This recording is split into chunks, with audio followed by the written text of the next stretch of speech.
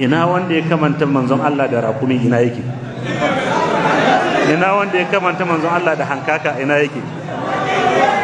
To sakon ahlus sunna, majalisar shura, muna jira mu ji me kuka yi akan wayannan.